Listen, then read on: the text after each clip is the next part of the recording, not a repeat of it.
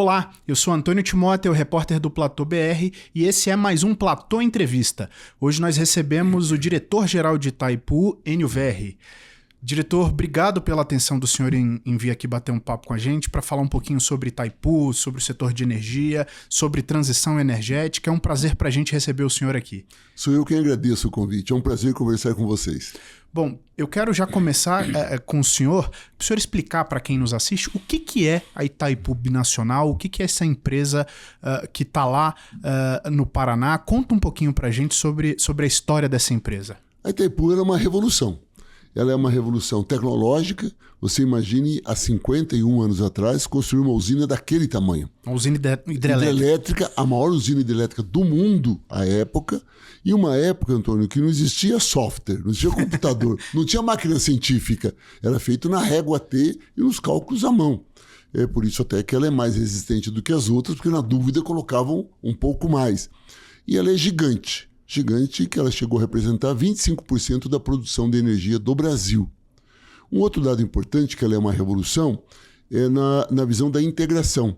Itaipu é 50% do Brasil, 50% do Paraguai. E sempre se coloca em questionamento a possibilidade de ocorrer a integração entre os países. Imagine um país como o Paraguai, com 6,5 milhões de habitantes, um país como o Brasil, com mais de 210 milhões de habitantes, com características econômicas e sociais muito distintas, sobreviverem ou conviverem tão bem como convivem dirigindo uma empresa daquele porte. É a prova de que é possível, sim, se apostar na integração. Outra característica importante é que, como ela é binacional, Itaipu não é nem brasileira nem paraguaia. Ela tem características, legislação, processos próprios de gestão. E o modelo de governança dela, que é uma coisa também muito rica, é tudo por consenso. Como o Paraguai detém 50% e o Brasil 50%, as decisões da diretoria ou do conselho de administração só podem ocorrer por consenso. Se houver um voto discordante, a pauta não avança. Portanto, o que manda nas decisões da empresa é o não, não é o sim. Isso também é um desafio, porque implica muito diálogo, muita construção, mas isso tem resultado numa empresa que entrou no Guinness Book como a que mais produziu energia acumulada na história da humanidade, são mais de 3 bilhões de produção. Uma empresa que provou que é possível produzir energia hidroelétrica e apostar na conservação ambiental. Desde 2003 ela tem uma política ambiental premiada e reconhecida pela ONU e por outros países do mundo. E hoje, nas COPs ou no debate da questão ambiental no mundo, a Itaipu sempre é o nome presente, provando que você pode produzir energia limpa, de qualidade, barata, que é fundamental, e também preservar o meio ambiente. Bom, a gente está às vésperas da COP30 aqui no Brasil, e a Itaipu, além de ser uma hidrelétrica, que fortalece a nossa matriz energética limpa, também tem investimentos em outras fontes, né? Solar. Como é que estão esses planos da Itaipu para diversificar ali a sua oferta de geração de energia, diretor? A Itaipu ela sempre investiu muito na manutenção, na prevenção. Tanto que havia uma ideia de que as nossas turbinas teriam um tempo de vida de 50 anos. Depois disso, teria que ser refeito, revisadas. Hoje elas têm 50 anos e as auditorias externas que fizeram a avaliação da usina dizem que ela tem um tempo de vida de mais 40 anos ainda. Tão bem feita que foram as manutenções. Bom, mas tem a questão da atualização tecnológica. Sim. Afinal de contas, 50 anos atrás nós tínhamos um tipo de visão, hoje é outra. Né? Então nós temos investido muito em atualização tecnológica. São mais de 5 bilhões de reais de investimento para atualizar todo o sistema de gestão de Itaipu e a maneira com que ela produz energia. Concomitante a isso, e já há 20 anos a Itaipu vem investindo em alternativas. Primeiro a distribuição ADG, né? A GD, né? Que é a geração distribuída. Nós começamos a produzir energia através do gás metano, através do que ali é oeste do Paraná, onde fica Itaipu, que é em Foz do Iguaçu, tem produção de suínos muito grande, e a gente desenvolveu essas alternativas a partir da geração distribuída. As leis brasileiras que tratam da geração distribuída surgiram a partir das experiências de Itaipu. Isso há 20 anos. Há uns 15 anos atrás, nós começamos com as experiências do hidrogênio verde. O hidrogênio verde está num estágio muito avançado de pesquisa, tanto que na COP, né, será utilizado um barco desenvolvido lá no nosso parque tecnológico, no Itaipu Parktec, um barco movido a hidrogênio verde, puramente a hidrogênio verde. Já fizemos os testes agora, semana passada, no reservatório de Itaipu. Também tem sido um grande avanço. E a partir da nossa experiência do biogás, a partir do nosso conhecimento de hidrogênio verde e com a geração de energia da hidroelétrica, nós estamos avançando muito agora no petróleo sintético, no SAF. Ah, sim. Hoje o mundo tem discutido muito alternativas de produção de energia para a indústria aérea, Sim. para a aviação, porque ela produz uma quantidade muito grande de CO2. Sim. E uma das ideias é a partir do petróleo sintético, que é o SAF. Sim. Nós já temos algum avanço já na matéria-prima do SAF a partir da nossa experiência do biogás, do biometano, Tá bom. e também a experiência do hidrogênio verde. E qual é a matéria-prima para esse SAF? O SAF ele é a partir do que nós produzimos do biogás e do hidrogênio verde. Ah, interessante. Esse acúmulo. E há uma experiência a mais recente, que está quase pronta, é a produção de energia solar sobre o reservatório. O reservatório de Itaipu é gigante. Sim. E nós estamos agora fazendo uma experiência, agora só a gente está utilizando 1 megawatt pico de placas solares por sobre um pedaço do reservatório.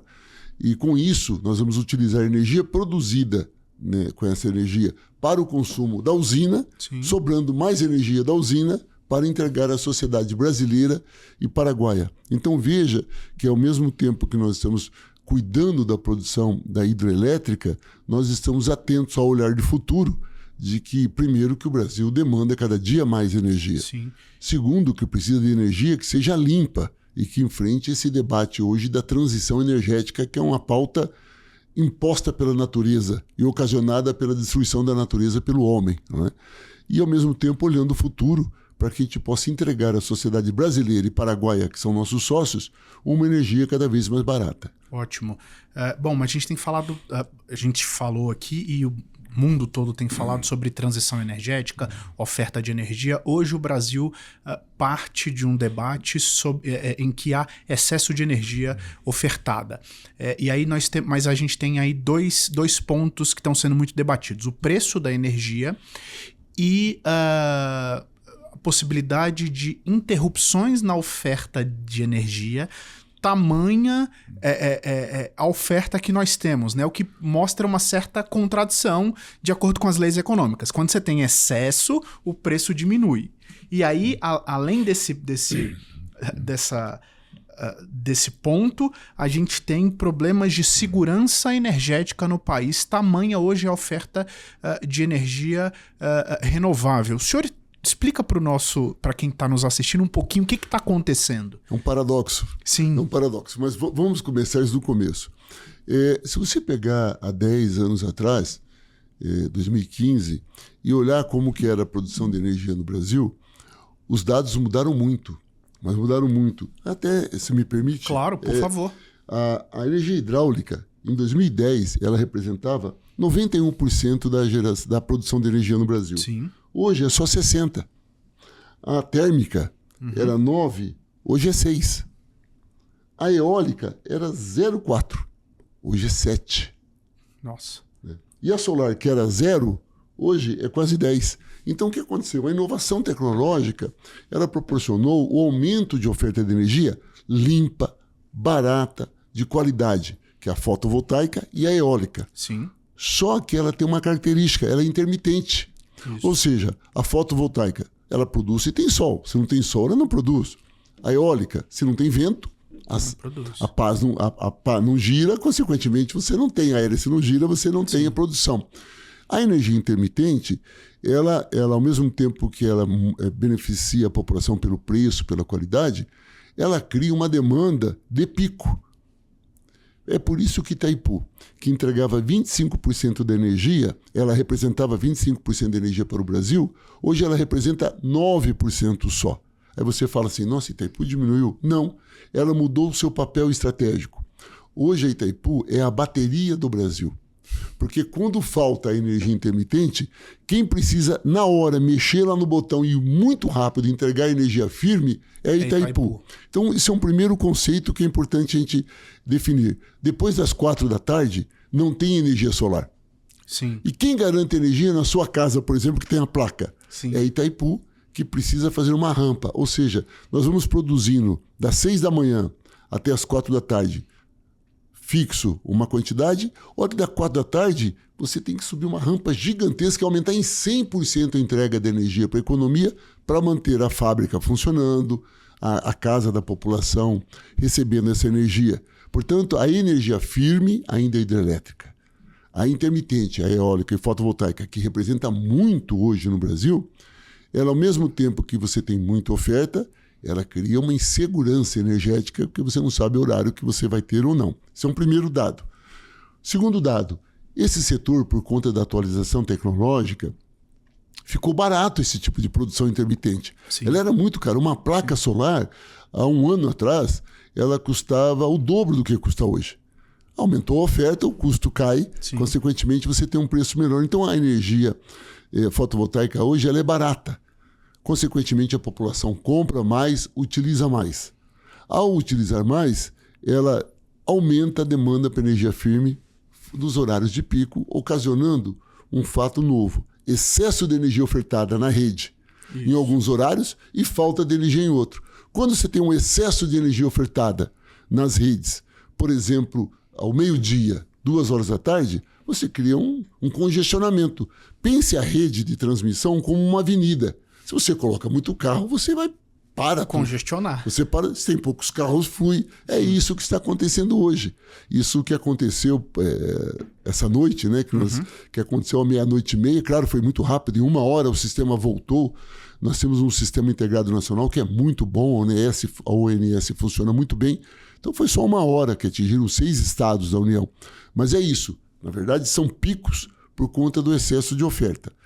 Isso, ao mesmo tempo que, enquanto não for realizado um planejamento estruturante do setor de energia, corremos o risco de continuar existindo. Isso ocorreu na Europa recentemente, uns 6 meses atrás, Sim. na Espanha, Sim. que foi uma crise muito grande, que foi exatamente esse pico, esse excesso de oferta que derrubou a rede.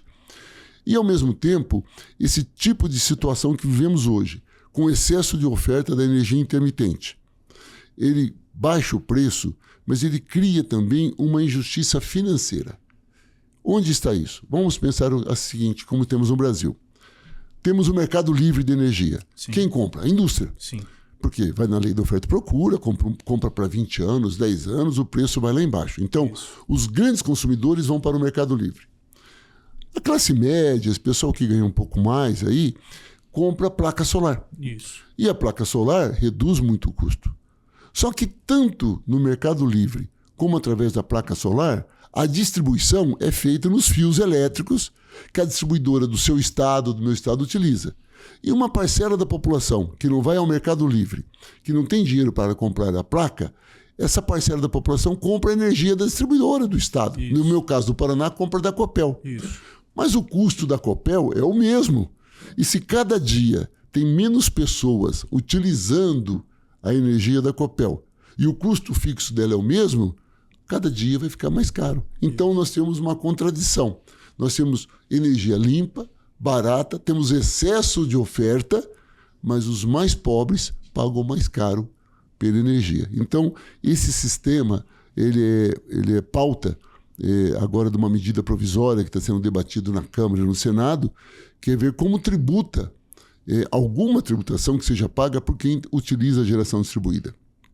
Para quem usa a eólica e a fotovoltaica, pague a taxa da distribuição.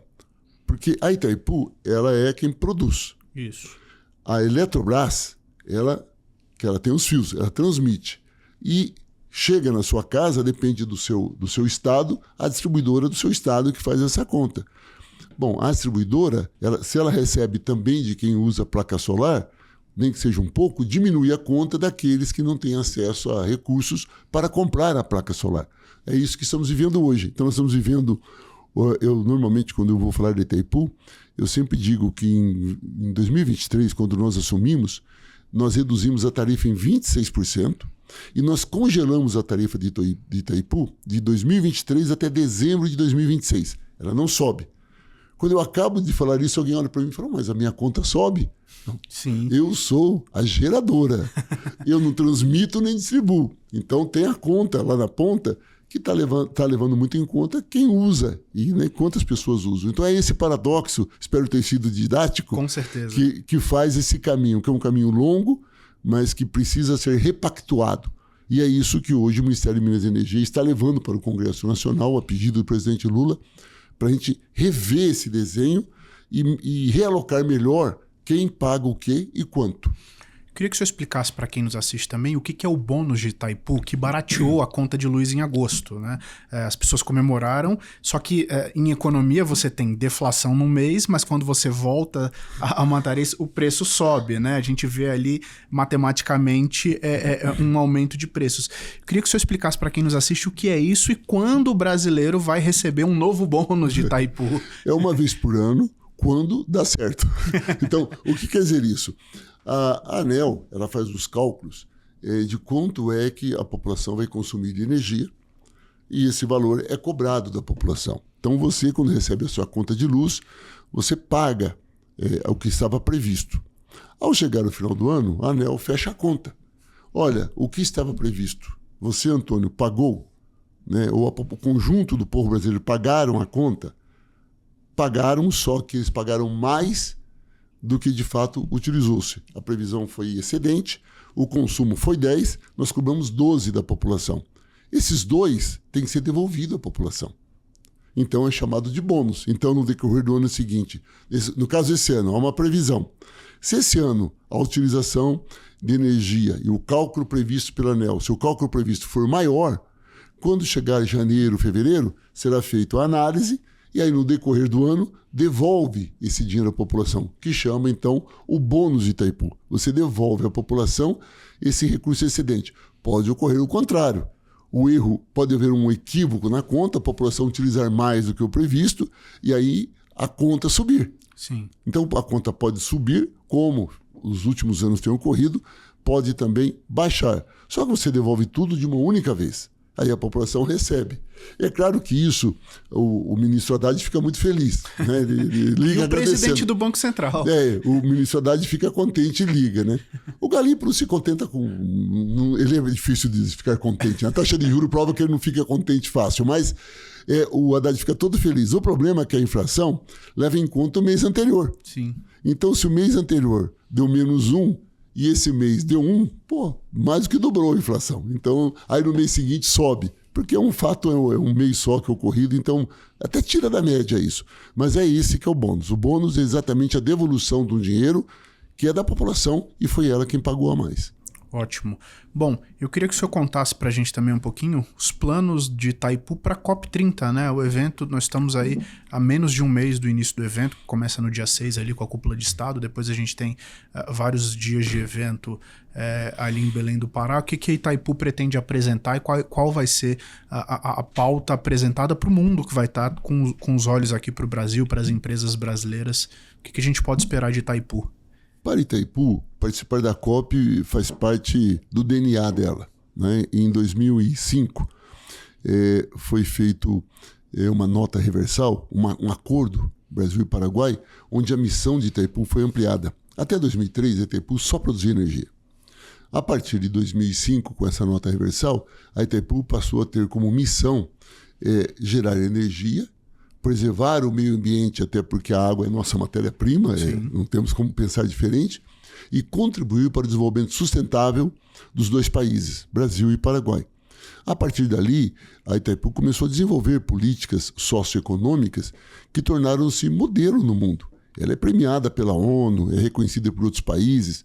Nós recebemos frequentemente visitas de representantes do governo de outros países para conhecer as nossas experiências socioambientais, que elas são muito bem sucedidas na preservação da nossa matéria-prima da água, da contribuição ao desenvolvimento regional e principalmente na construção de parcerias, tanto na área rural como urbana.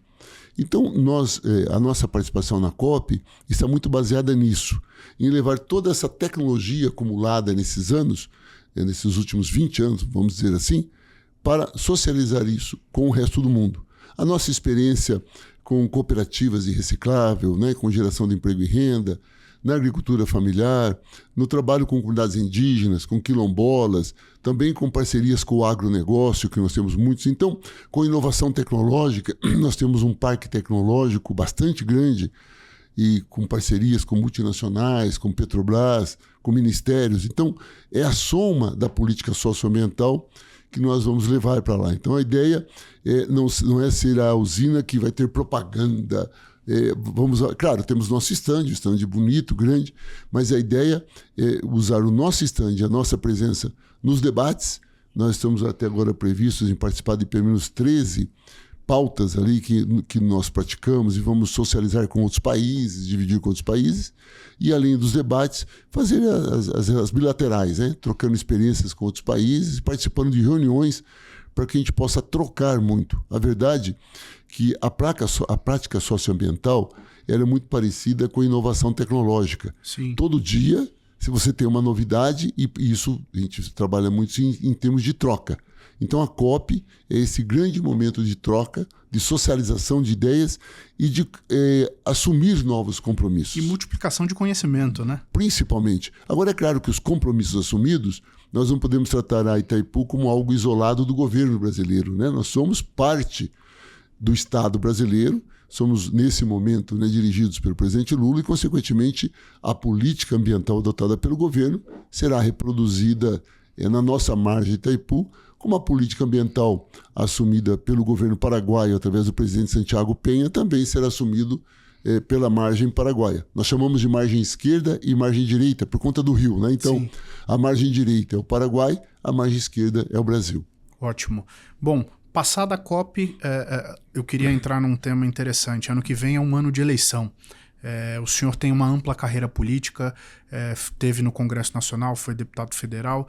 Eu queria saber como é que o senhor está olhando para o ambiente político nesse momento. O presidente Lula teve uma recuperação de popularidade, já se diz candidato à reeleição. A gente tem uma direita ainda fragmentada, com vários nomes que se põem como candidato e ainda uma direita que não escolheu o seu rumo ou um sucessor do ex-presidente Jair Bolsonaro, condenado aí pelos atos golpistas de 8 de janeiro.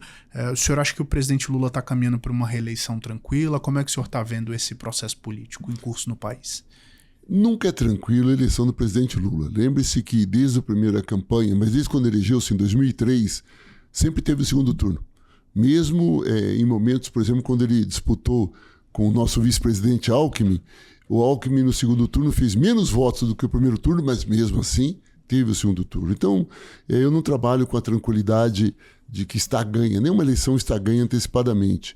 Mas o presidente Lula ele está sendo muito apreciado pelos vários setores da sociedade pela postura altiva e de estadista no enfrentamento ao 8 de janeiro, no que se refere à maneira como a extrema-direita comportou-se, e também no que se refere ao tarifaço. O tarifaço teve um papel muito importante na avaliação de setores da classe média, de setores que eu vou chamar de direita, não de extrema-direita, que tem um olhar para a nação, que tem um olhar para o futuro, e as pesquisas mostram que esse setor passa a enxergar no presidente Lula a tranquilidade que o país merece. Ou seja, mesmo com toda essa loucura que foi o tarifaço, foi tudo feito com muita calma, muita tranquilidade. Você vê os jornais de economia de ontem, eles tratando que o redirecionamento, né? O tarifaço não atingiu o Brasil, sim, concretamente, né? Sim. Foi uma ameaça, foi um barulho, setores sofreram os efeitos, mas através de ajuda do governo, e aí cabe ressaltar a importância do vice-presidente Alckmin, como foi redirecionado, como encontramos novos parceiros comerciais, e a economia do Brasil, mesmo numa crise como essa, continua crescendo. É claro que aí devemos muito aos equívocos do próprio Trump, né? O Trump, sim, que sempre viu o BRICS como um desafio, acabou fortalecendo o BRICS por conta disso, né? E fez da China um player ainda muito mais forte. Some-se a isso, some-se a população percebendo o papel desgastante da extrema-direita aos interesses do conjunto dos empresários, da população, ao conjunto da vida da população, e o presidente Lula começa a crescer, né? Eu só faria uma observação. Hoje, posto ainda, nós não temos um candidato da direita. O que nós temos é da extrema-direita, que a direita não vê com bons olhos. Então nós temos ainda muito a construir. Mas eu, olhando o passado, eu estou no Partido dos Trabalhadores já há 42 anos, Sim. eu enxergo um cenário positivo, com uma eleição muito bem disputada, como sempre, mas com grandes chances do presidente Lula ser reeleito, até porque os dados mostram que o Brasil precisa dele para dar continuidade nesse processo de transição que iniciou-se neste mandato, que é uma transição de fortalecimento da democracia. Não é à toa, Antônio, se você me permite fazer essa análise, claro. Eu vou e volto porque eu não consigo separar a economia da política, me parece que você também tem dificuldade em separar os dois. Dificuldade não, é que política e economia caminham lado a lado. Né? A minha formação diz isso, né? Mas sempre é bom lembrar um pouco assim, o passado extremamente recente. Nós vivimos uma crise política, econômica, de inserção internacional tão grande que o presidente Lula procurou o seu maior adversário ideológico para ser o vice, o Alckmin. E o Alckmin e Lula foram tão grandes, a ponto de, olhando a crise à frente, que abriram mão de divergências e foram procurar, eu vou pegar um outro extremo, foram procurar o PSOL, que também concordou imediatamente. E eu quero lembrar que o último apoio de presidenciável que essa chapa recebeu foi do Almoedo. Sim. Ora, você não pode dizer que o presidente Lula, Alckmin, o Boulos, citando aqui, e o Almoedo abriram mão das suas concepções ideológicas. O que eles tinham em comum era uma leitura de crise que o Brasil vivia e a necessidade, naquele momento, de uma aliança ampla para fazer essa transição. Essa transição está indo bem, está indo muito bem. A democracia voltou a ser madura, os extremos começaram a ficar no lugar que deviam e onde estão, e nós caminhamos lentamente para um fortalecimento da democracia, como tivemos nas últimas décadas. Então, eu creio que o presidente caminha bem nesse direcionamento de manter essa aliança muito ampla. Essa eleição não é uma aliança do PT, é uma aliança dos vários partidos, da direita inclusive, para fortalecer essa transição. Após esse período, aí sim eu acho que teremos muitos candidatos, que é saudável, na democracia debate sempre é bom, ninguém é dono da verdade, mas nesse momento, mais 4 anos, para a gente terminar a ponte, eu creio que será muito positivo para o Brasil. E o senhor encerrou a carreira política ou não? O senhor é candidato no ano que vem? Quais são os planos do senhor? Olha, eu tenho um conceito, o seguinte, o meu cargo é um cargo absolutamente político. É claro que eu renunciei ao meu mandato para assumir a Itaipu, mas todos nós que temos cargos públicos, nós somos políticos, na maioria com sólida formação técnica, né? Então nós todos somos políticos. Eu continuo na política. Sobre ser candidato ou não, eu tenho uma missão dada pelo presidente até dezembro do ano que vem de terminar essa transição que estou fazendo na Itaipu junto com uma equipe de muita qualidade, né? A Itaipu, hoje ela voltou a ser uma referência que foi no passado e ela voltou a conquistar o respeito que ela sempre mereceu. Isso não terminou agora, vai até o ano que vem.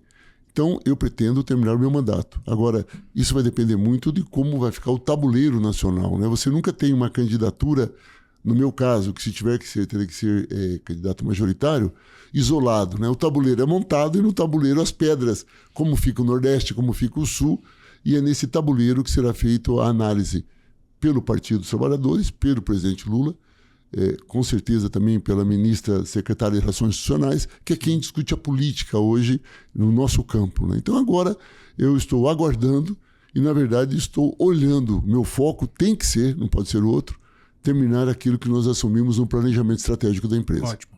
Para a gente terminar a nossa entrevista, quando é que o senhor acha que a gente vai ter no Brasil energia num preço justo? Porque hoje há o debate muito se fala sobre, o senhor bem explicou aqui, o que tem ocasionado uma energia mais cara em decorrência dessa oferta intermitente de energia.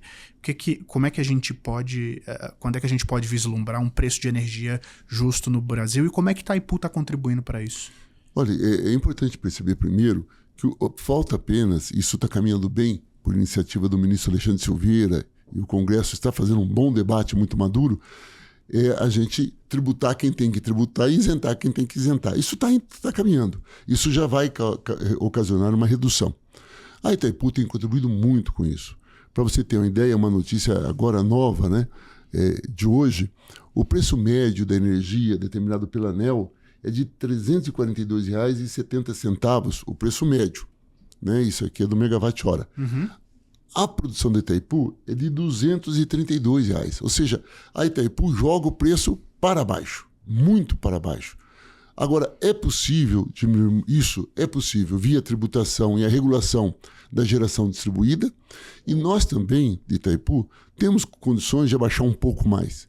O preço da energia de Itaipu, ele não é apenas um cálculo, é uma negociação entre sócios. E aí nós temos um grande desafio, Antônio. O Brasil, ele quer a energia o mais barato possível, porque a energia elétrica é inclusão social e desenvolvimento econômico. Pelo tratado, o Paraguai, a energia que ele não consome, ele é obrigado a vender para o Brasil. Como ele consome só 15% dos 50% que ele tem direito, ele tem que vender ao Brasil, ele quer energia o mais caro possível. Então nós temos o sócio querendo o mais caro possível e o Brasil o mais barato possível. Sim. Então nós não chegamos no preço que seria o ideal para o Brasil. Hoje o ideal era que a gente tivesse uma redução do preço que estamos negociando, que é negociado com o Paraguai, em pelo menos aí 40%, 50%. Isso seria bom para o Brasil. Entretanto, é uma negociação, envolve relações internacionais, então não é o tempo que nós queremos. Mas a Itaipu contribui muito hoje para esse preço. Creio que uma boa política agora do sistema vai ajudar e Itaipu, com os próximos anos negociando, vai dar a sua contribuição nesta redução. Ótimo.